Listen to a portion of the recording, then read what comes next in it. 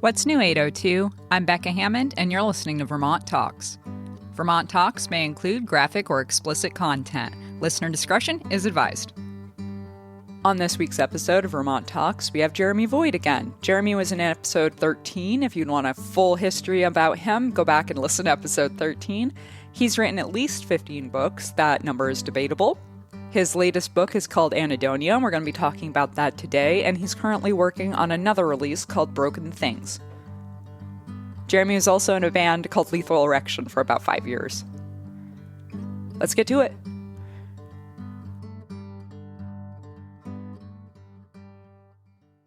Welcome on the show again, Jeremy Voigt. You've written another book. Yes, I have. Tell me about your new book. My new book is called Anhedonia. It took about 2 years to write. It was the longest it took me to write a book because I stopped writing for a little while. I came off of an ADHD medication that was really helping me write, and then I slept for 6 months. I was writing, but it wasn't very good. And then I started getting better. I took some classes, started writing again, and I'm getting back into the groove. So it took a while to write, but it's new poetry, new nonfiction, new stories, new rants and prose poetry. It's pretty much everything. It's other books have only nonfiction or poetry. This one's got a collaboration of things. Cool. All right. Yeah, that's exciting to hear. So you started this during the pandemic? Yes, I wrote this throughout maybe about a year and a half I was writing it. It was the beginning of the pandemic I started writing this book. Interesting. So how do you compare this one to your previous works in the sense that it was written during a time, you're going through all these changes, not only mentally, but you're learning different things. And not only is the world melting down, but you're dealing with everything you just mentioned as you're writing the book. It's different. It's different than my older stuff. My older stuff tends to run on because I was on a stimulant all the time. So I tend to write a lot, but it's more refined. And definitely some stuff. I do write about the pandemic quite a bit in there. I write. It's very, it's different. I think I've got better at the craft in the past couple of years, and that's all I do now is write. I don't do anything else because I'm always at home. So it's a little different. So full time, this is what you're doing all the time now. Yeah. Oh my God, you have a Pat the Bunny quote at the beginning of this book. I wish I should have asked you for a copy of this. No, I'm giving you that copy. That's your. I should have asked you before right now, so I could have thumbed through it before we started recording. But Pat the Bunny is amazing, and I'm really happy that you quoted him. Yeah, that's great. Okay, so I want to go through a few different things because I want to touch base with the audience because they might not realize you've already been on the show before. I will mention it in the intro, but they need to go back and listen to the whole episode if they want to learn all the nitty gritty details about you. But we're going to touch base on them really quickly. So where are you from? I'm from Boston originally. I lived in Rutland for 8 years, and now I live in Burlington. Well, South Burlington, technically. I was in Burlington. Now I'm in South Burlington. Awesome. So how long in total have you been in Vermont now? Maybe 9 or 10 years. Nice. 10 years, that's the point where you're truly integrated into Vermont society, I think. Yeah. So you've been in bands before. You've done a lot of writing. Yeah. Any specific things you want to mention on this show that are important to this book and what we're going to talk about today and your new works that we're going to share a few of? I really like to write, and I like nihilism, and I love expressing myself through nihilistic words. And Anhedonia really expresses that. Anhedonia, the definition is the inability to feel pleasure. And when I heard that word, I heard it in a song by this band called The Pears, and I'm like, that is the greatest word, and I'm using that I'm calling my book that. Yeah, that's a fantastic word. Yeah. We kind of talked about it before we started recording. I've never heard this word before because I looked at it and I had no idea how to say it. Yeah. And The Pears what kind of band is this? They're kind of like a post-punk band. They have vibes of that's what I imagined you were going to say. Yeah. For some reason, I don't quite know why, but I had a feeling you were going to say post-punk, especially since you quoted Pat the Bunny. Of course. Awesome. Okay, so let's share some of your work, and we'll see how much we can get through. I'd like to get through all of it. All right, this is called The Depth of Pain. It's in the new book, Anhedonia. I believe that the ideal president is he or she who has no desire to be president, because those who seek power are the most capable of corruption.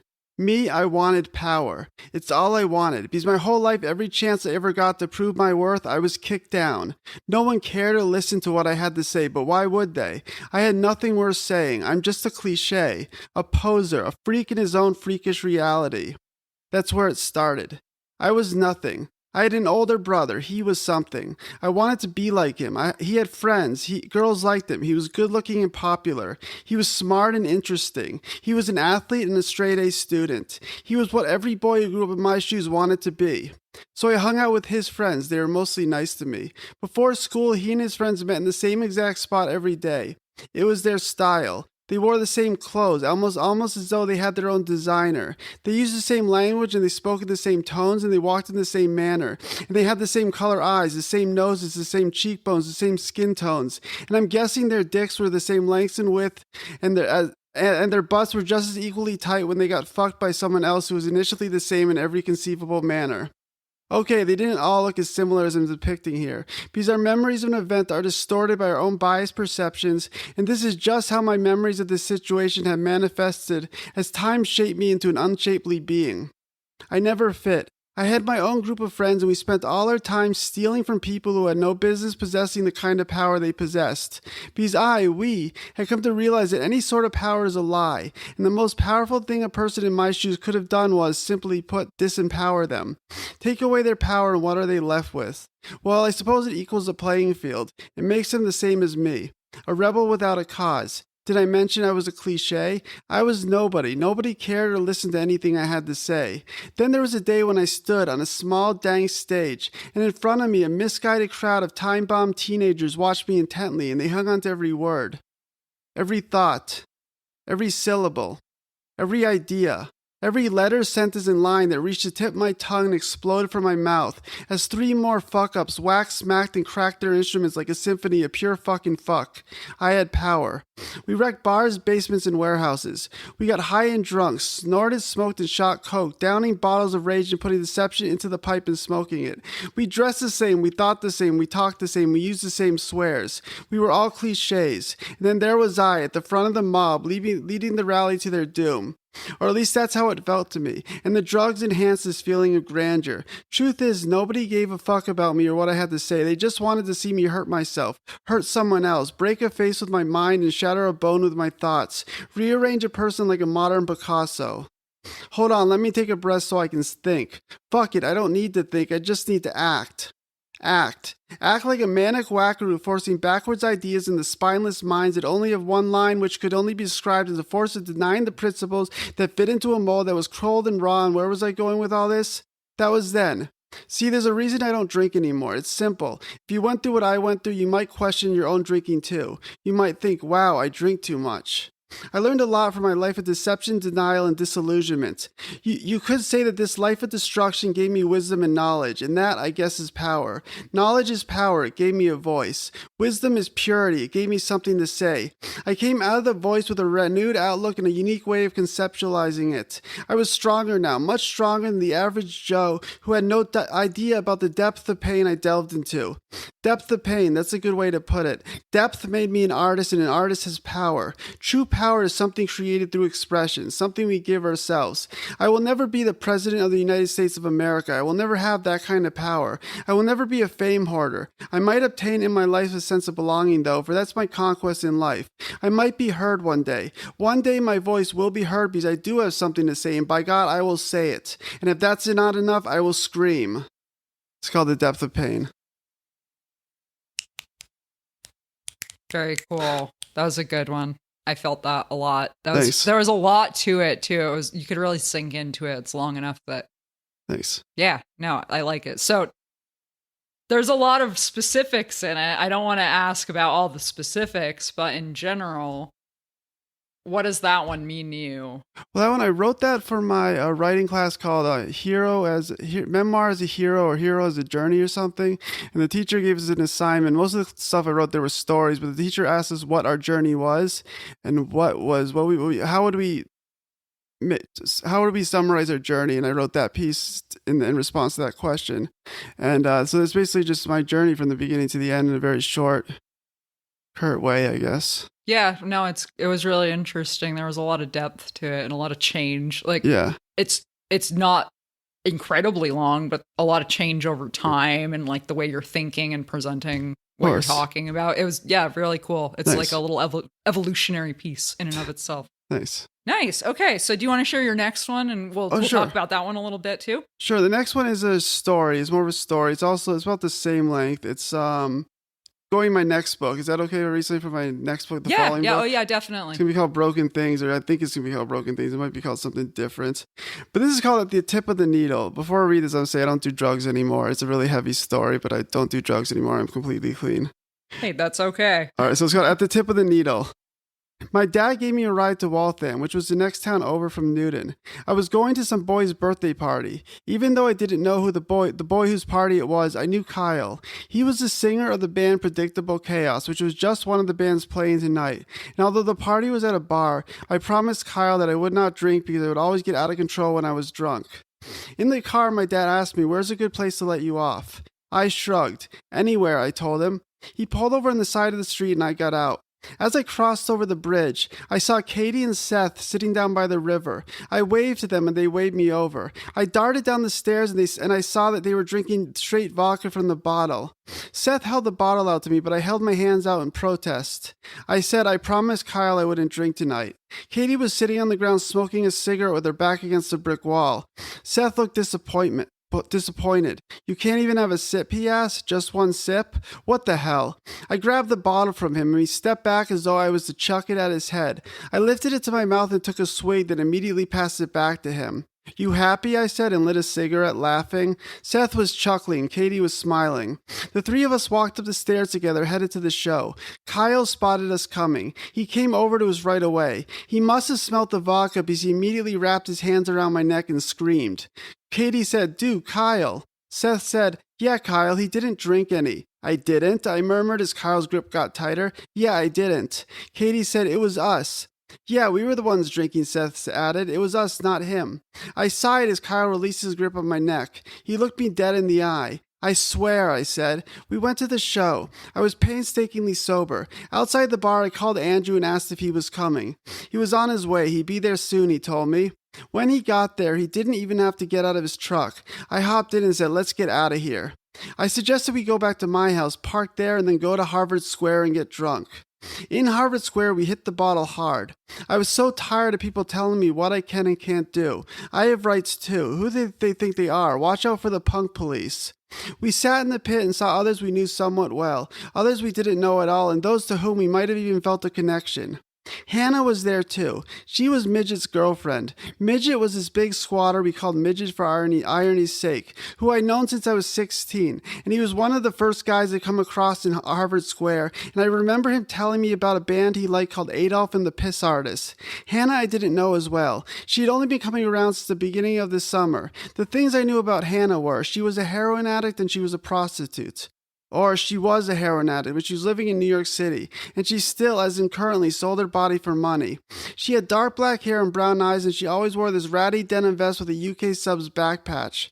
While we were sitting there, she revealed to us that she and Midget had broken up a few days ago. Andrew and I both nodded. I said to Andrew, "Hey man, want to go get some blow?" "Yeah, sure," Andrew said. I invited Hannah to join us. She said we could do it at her place. She lived right next to a needle exchange, so she had plenty of clean needles we could use.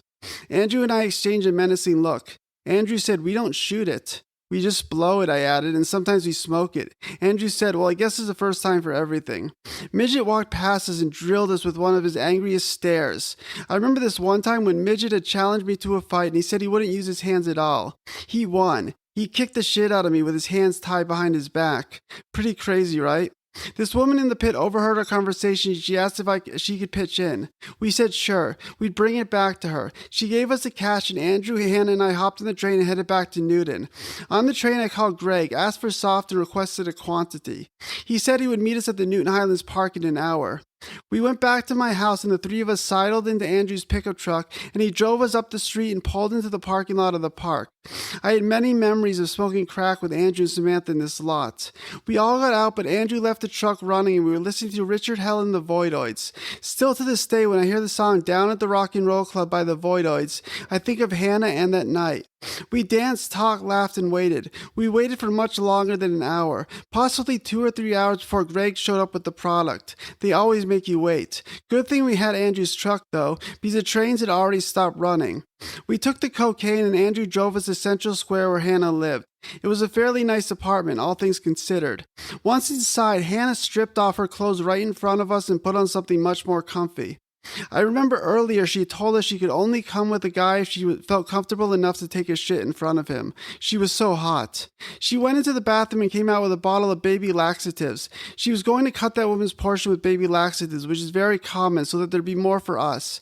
We sat down on the couch from under the coffee table. She came out with a shoebox. She opened it up and there were brand new, untouched, unused needles inside. Neither of us questioned how she was able to have more than one clean needle in her possession.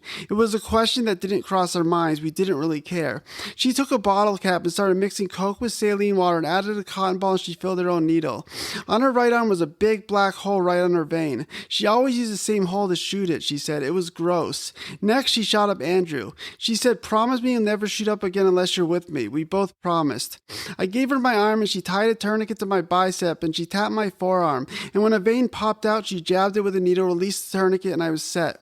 I fell back into the couch. I looked over at Andrew and he was staring out the window. It was like I could read his thoughts. I knew what he was thinking. Even though it didn't make a lick of sense, my own thoughts were exploding. My mind a gleeful mess of broken train tracks. I felt bliss. At the tip of the needle.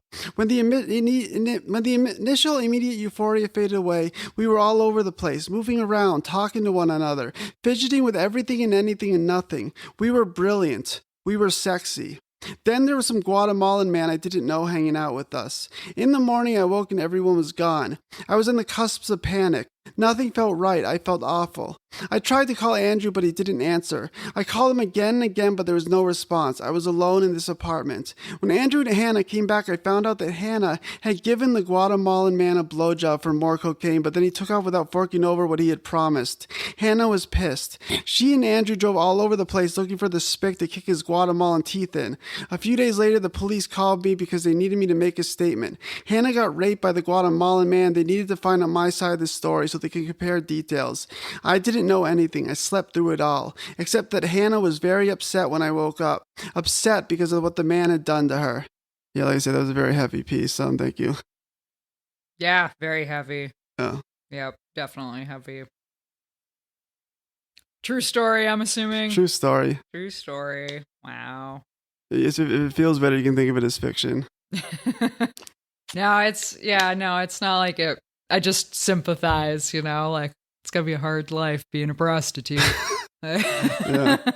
Not that I've been a prostitute, but I would imagine that'd be a hard friggin' life. Sure would. Man. Hey, well, you are awfully prolific at writing in the sense that you've written, this is your 13th, but you're already working on your 14th? Yeah, something like that. I actually lost track of how many books I've done, so it might be my 13th. I have to look online and check. Right, yeah. So let's talk for a second about where you can find all your books.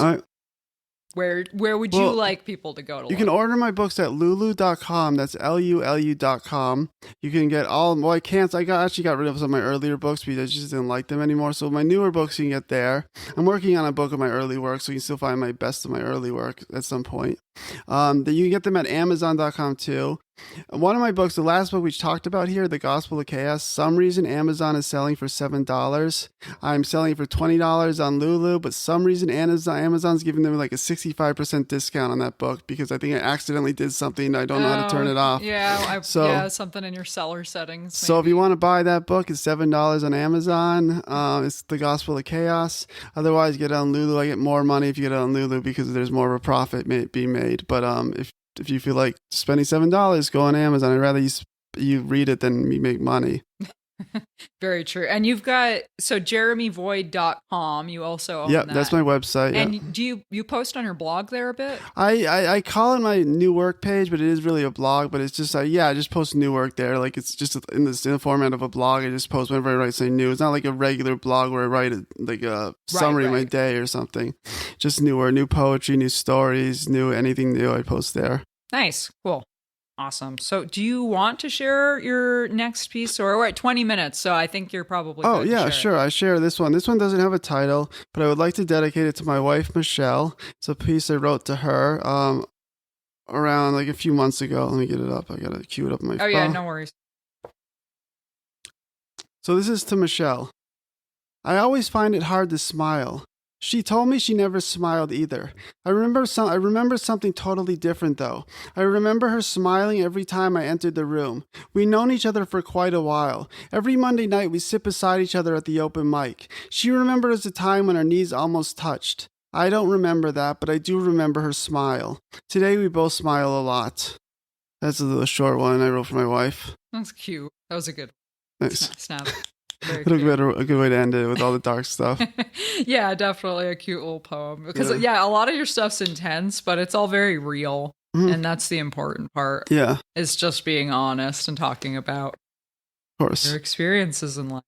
So let's talk a little bit about what we got. It's funny you wrote your question. I meant to fill these in, but you wrote some of your own. Yeah, I deleted some of the questions. I thought they were just a little too absurd, so I deleted some of them. So, how did you get into writing? How did I get into writing? I was playing in a band. I left the band and went to Vermont, and I still need some sort of outlet to keep myself going with expression. And I had a creative writing award in high school, so I took this creative writing class at college at Community College of Vermont, and it turned out it was fiction writing. I thought it would just be like journal entries or stuff, like just normal like poetry journal entries. It was fiction writing. It turned out I was good at that, so I started writing fiction, and that was before I started writing nonfiction, which I found that I'm better at and I enjoy writing about more because it's more honest. At the time when I was writing fiction, I couldn't be honest with myself. It was hard to write about that stuff. But now, I mean, it's all about the same stuff, the fiction. The nonfiction, you really have a hard time deciphering between the difference between them. But I like the nonfiction better, and plus I have plenty of my own stories to write about that I don't need to go into fiction. Yeah, definitely. So, yeah, I wrote those questions. I was very caffeinated and didn't sleep much. I wrote so many. I was thinking, yeah, and then no worries. I deleted some questions. Like I wrote some really absurd questions that I deleted. I apologize. But you can ask them anyway. I didn't write them out because normally it's just for. I write them out so that people are more comfortable, like they're not scared that I'm going to spring something on them that they're scared of. But no, these it's good. I have something to reference, and I didn't write anything for these things. So when you were in the band, what were you doing exactly? And I think we talked about this in the previous episode, but let's I was the vocalist, the front man. I arranged everything. What happened was we were different members early on, and then all the members left due to various reasons. And people would say, like, my band was called Lethal Erection. People would be like, you're Lethal Erection. You got to keep it going. You are Lethal Erection. So I got a whole group of new members who lasted much longer, and I was the front man, the vocalist.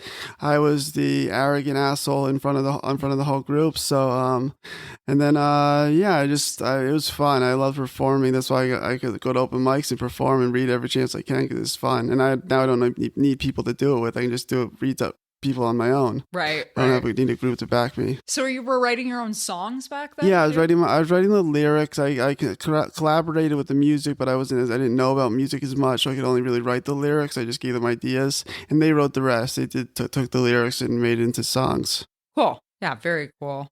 And when did you start that? How old were you? And I was probably 17 when we first started with the original group, and then we took a hiatus when I was 19. We were really heavy into drugs, and we stopped playing for like maybe a year. But we really went till I was about 21, 22 when I came to Vermont. Cool. Yeah, very cool. So I'm guessing it was punk. It was punk rock, yes. Punk or similar. Yeah. Wow. Yeah. 15 books. So all of these books you've written, how long does it take you to write a book? Well, the first book took pretty long. It took a while because I was getting the hang of it. I didn't know how to publish it. I mean, I'm all self-published, but I didn't know really the process. I published at the Manchester bookstore, the Northshire bookstore, and it was like $200 for a starting fee. It was just ridiculous. My grandmother gave all her grandchildren like a bunch of money before she died because she knew she didn't have much longer to live. And so I used that money for publishing the book. So it took a while. I was learning about it. It took maybe a couple of years. And then I found out about Northshire publishes, so I started doing that. But then someone told me about Lulu, which is a lot cheaper, and they're better for public the authors. Getting it out there. They sell it all the online bookstores. Barnes & Noble sells even this place called A Books, which I'd never even heard about it until this Indian girl from India, she was interested and she only couldn't buy on Amazon, so she told me about A Books. Oh, cool.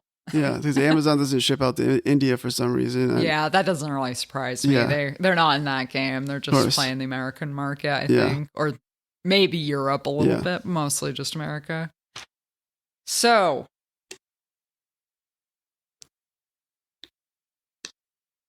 why did you stop playing music? That is a good question, because that seems very specific. Right. I was doing a lot of drugs, getting into trouble. I had some court issues. It's a really long story. I went into treatment in Vermont. I was planning to come back after like a few months, but I put the cops' information who arrested me on Facebook, and I got in a lot of trouble for that. It wasn't the smartest thing. The charges were something stupid like contributing to delinquency. No, it was delivering liquor to persons under 21 because my friend was 20 years old and I just was 21, so I was going to turn 22 in 6 days, and he was going to turn 21 in like 2 weeks. But we got caught, and I had so much other charges under my belt that I went to treatment. That my lawyer goes, I'm not a miracle. I'm a good lawyer, but I'm not a miracle worker. Get yourself some help. So I went to Vermont, got some treatment at Spring Lake Ranch in Cuttingsville, Vermont, I think, and then I stupidly posted the cops' information on Facebook and said, this is why I'm not in Boston. And I didn't even know I had the right name. It turned out I did have the right name and someone called them. Right. And in a big city like that, right. Yeah, I can see why they don't want to be doxxed. I get it. Yeah, I had to publicly apologize to the police officer in the courthouse. I didn't think of it as a big deal, but then later on I learned that, it was probably a big deal because his wife was really freaked out about it. And I don't blame her. They don't know me. They don't know what I'm capable of. I was just some stupid little kid who didn't really know anything, but they didn't know that. Yeah. So she was freaked out. She wanted to make sure that nothing would have become of it. Yeah. Hey, well, it seems like I can't speak for you, but are you happier here? Oh yeah, I'm definitely happier. I mean, I miss like the adventures, but I'm happy here. Like at some point, you gotta grow up, and you gotta kind of take life for what it is and grow up. Did you meet your wife in Vermont? Yeah, we met at the Lamp Shop at the Lit Club open mics, which is what I talked about in the poem. We sat in the open mic for a while next to each other. I was sitting next to her every week for a year, and we never thought we would even go out, let alone get married. We were just complete acquaintances. Right. But it just developed. It snowballed. Yep, that makes that poem even cuter. Yeah. No, that's great. Well, I'm very happy for you that things have worked out. And obviously, life is hard. A lot of people go through these things. And honestly, it pisses me off how much the standard media ignores drugs, because everyone does drugs. Rich people do drugs. Poor people do drugs. Everyone does drugs. Fat people, skinny people, all the people do drugs. And the effect it has on people, like whether it's you, whether it's your family, whether it's your friends, like it's amazing the families that go through this stuff, and they don't talk about it. It bothers me. People need to talk about it. They need to talk about their experiences. It needs to be openly talked about. It needs to be discussed because it's just, I mean, we live in a world where there's so many distractions, and everyone's all about like not feeling what they're supposed to be feeling. We got Facebook, we got Twitter, all these social media sites, and we got like you go in New York City, there's a big billboard, and everywhere you look, there's like there's like junk food stores all down the street in Times Square, and it's like that in Boston. Every big city's like that. Everywhere you go, there's someone saying, don't feel what you're feeling, feel something else. And that's what drugs do to you. And we create drug addicts just from that state of mind. We're taught that it's easier just to do something else, to take something, to feel something differently. Yeah. And it's not as if, clean cut American culture, doctors are the biggest drug dealers in this country. They're so quick to prescribe something. And I'm not saying there's not certain instances where obviously a drug is going to help a person, but there's way too many people that I know personally, that all of us know personally, that got prescribed some sort of ridiculous painkiller. Yeah. And it spiraled. Irrevocably changed their life. Like they're never going to be the same person they were or could have been. And it's not like, they didn't go out looking to buy drugs. They're just like average people. And no one will talk about it. No one talks about how, mom's addicted to something. Like, that's so common. Oh, no. Yeah. My wife and I were listening to this podcast about this guy called, he was some porn star, and then it was like this true crime podcast. I forget the guy's name. Like Ron Jeremy or something? No, it wasn't Ron Jeremy. It was like John or something, or John. Oh, I can't remember. I think I've he heard was of like him. a porn star, and then he became a drug addict, and he had like a 15-year-old wife or something, and he ended up, there was this big, he killed like the guy who had all the casinos in California. Huh.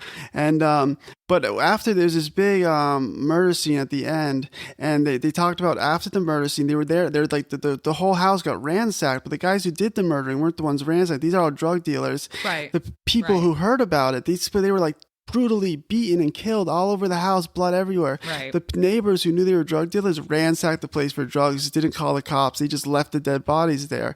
And it's amazing because drugs bring you to like the most amazing place you could ever go, but bring you to also the worst place you can ever go. Right. The state of desperation. Exactly. It almost takes the humanity out of the human because you need it, or, whatever the thing, that desperation. And, we all have very basic needs. Like at a primal level, we need safety, food, and the drugs get to that point where it's like you primally need it to the point where you're willing to do things like, oh, I'm going to paw through a murder scene. Yeah. This is fine. Yeah. No worries. It's okay. Like, I can't even imagine, because how traumatic would that be to walk into a murder scene and then be like, oh, I'm going to steal stuff because I need drugs right now. It's pretty messed up. Yeah. Yeah, and it's like I said, it's not anything. Like, I don't, everyone has their own drug too. Like chocolate's a drug, coffee's a drug, beer's a drug. Anything that can be abused is a drug. Yep. If it makes sugar is probably the biggest drug in America, and they push it on, and it's so cheap, right? Of course, yeah. Like and sugar is so addictive, and you get a sugar high from it. It makes you feel something. So like, I don't know. Don't judge people. If you're going and binging on candy bars, like, don't judge someone for needing. Of course, needing something that makes them feel differently than what they're already feeling. Right. And so many white-collar white women in America, wealthy white women, were taking Valium. Of course. And still are. Yeah. Yeah, like, everyone's got a fix. Yeah. Like, it's important to keep your fix in line. Yeah. I think that's the really important thing, because there's a really great quote. I don't remember the man's name, but there's no such thing as a bad drug. Yeah. Because when you need surgery, you take drugs that help you deal with the pain. Yeah, morphine is the best drug in the world. But, when you don't need surgery, like, it can get real bad real quick, because that euphoria. Exactly. Yeah, it's easy to really want that. And I had morphine given to me because I had a surgery, and I was like, I couldn't believe it. It was like a 24-hour effect where I just didn't feel it. Like, and to the next day after it wore off was the worst hell I'd ever been in my life because of the pain. Oh, yeah, wow, this drug actually, they cut me open, and it's like, I was happy. Like, it was someone pulled the carpet out from underneath you, and you felt what you were supposed to, you actually were feeling if the drugs weren't there. Someone just pulled the rug out, and that's what happens. And that was the worst 12 hours of my life. Like, I don't suggest getting your tonsils out when you're not a child. I highly don't suggest that one. But that's it, though. No drug is a bad drug. There's certain instances where every single drug that we've ever found. There's a use for it. Yeah, there's a use for it. But it's people use it. People abuse it. They don't just use it. They abuse it.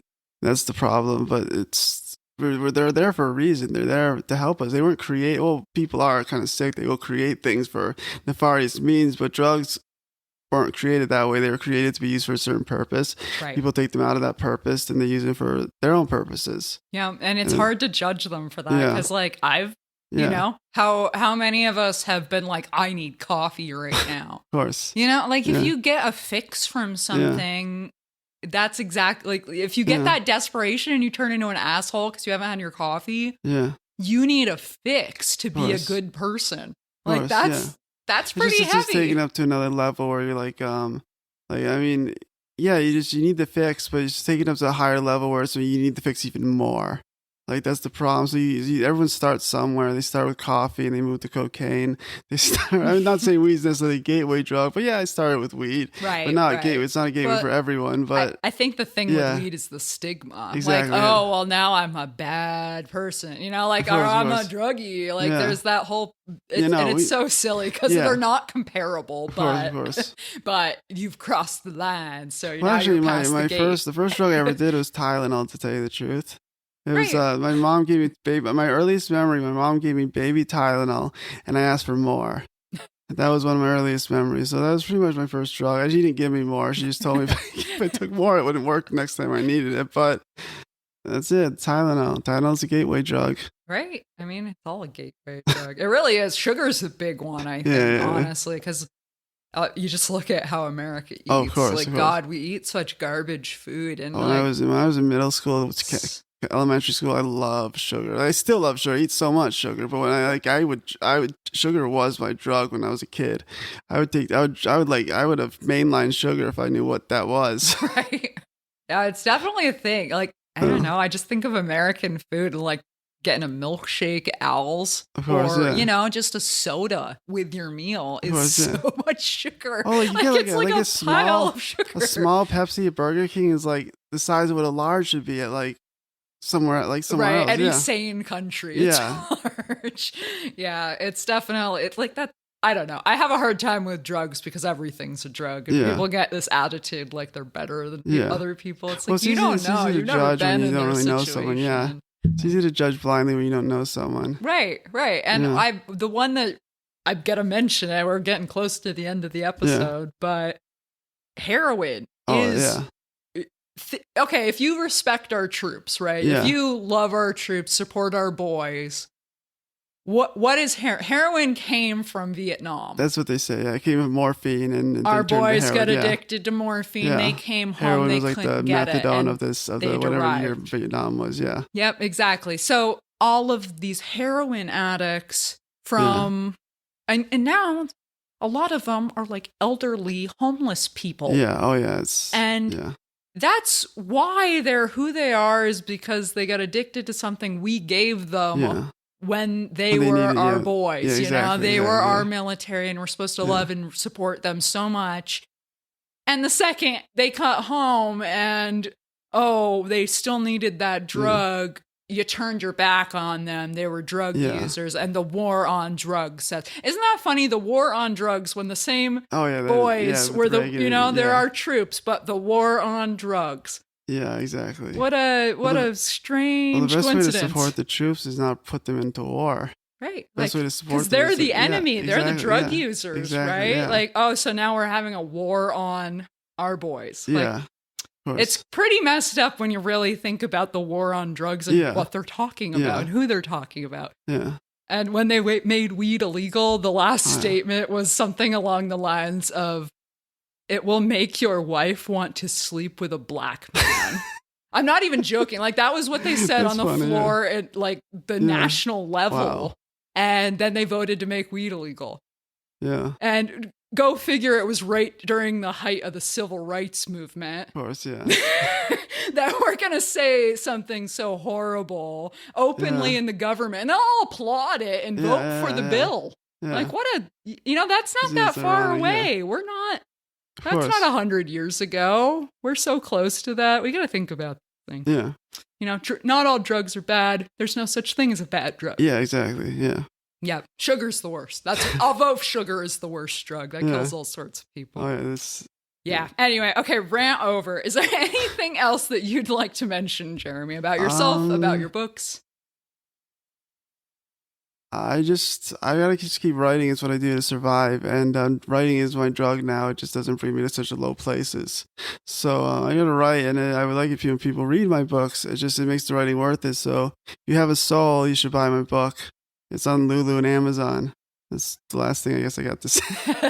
So if someone wanted to come check you out as you're doing an open mic, where do you frequent open mic nights? Oh, I am. I used to go to the Lamp Shop, but I'm not sure if they do that anymore. I haven't been going to much open mic since the pandemic. They started doing the Arts Riot again, but there's none this summer, but they used to do it once a month, and now they're doing every a month here and there whenever they do it. I gotta keep looking for that. And then keep your eyes out. I do post on Facebook. It's Jeremy Voigt. Facebook.chaoswriting or /chaoswriting or something is my Facebook page. Yeah, we'll link it up in the show notes. Link it up, yeah. And I'm starting an email list, so I guess you'll have my email address. I'll put that up there. You can email me if you want to be on my email address, get email list, get updates about new books, new stuff. Like, for example, I mentioned this Vermont Talks in the email list so people know to listen to it. Awesome. Thank you. No problem. Awesome. Okay. Thank you so much, Jeremy, for coming on the show. Thanks so much for coming on the show, Jeremy. You can check out the show notes for this episode at vermonttalks.com/30. This is the 30th episode. Isn't that something? You can also check out Jeremy's website at jeremyvoigt.com. Don't forget to subscribe to the show on your favorite podcasting platform. You can find me on Instagram, Facebook, and also on my regular website. Reach out if you want to schedule an interview. The Vermont Talks show music was created by Jason Baker. Thank you so much, Jason, for making the music. You can check out his website at jbakervt.com. And that's what was new in the 802.